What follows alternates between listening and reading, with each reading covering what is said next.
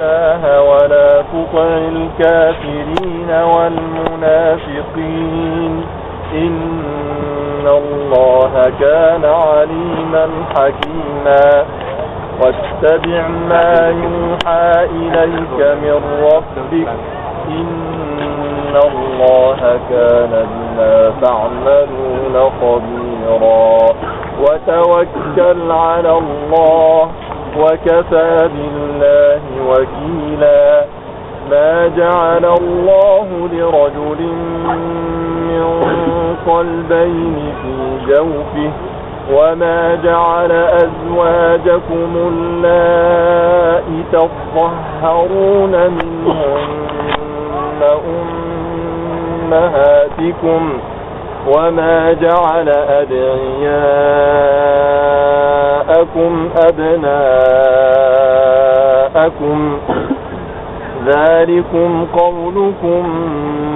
بأفواهكم والله يقول الحق وهو يهدي السبيل ادعوهم لآبائهم هو أقسط عند الله فإن لم تعلموا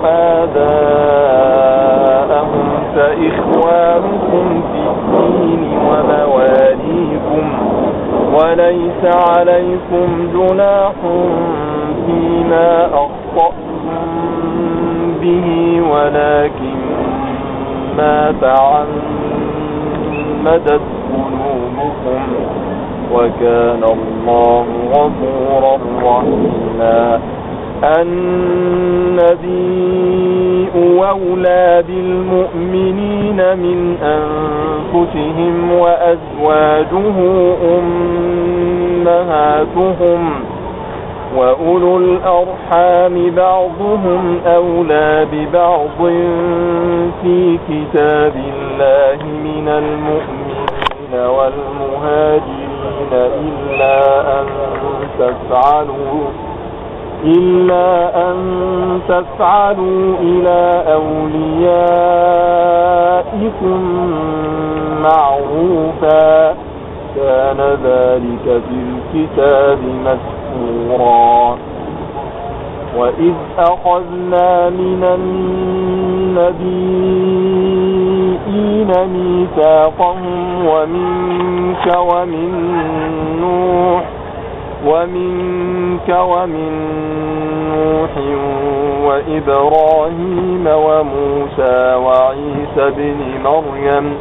وإبراهيم وموسى وعيسى بن مريم وأخذنا منهم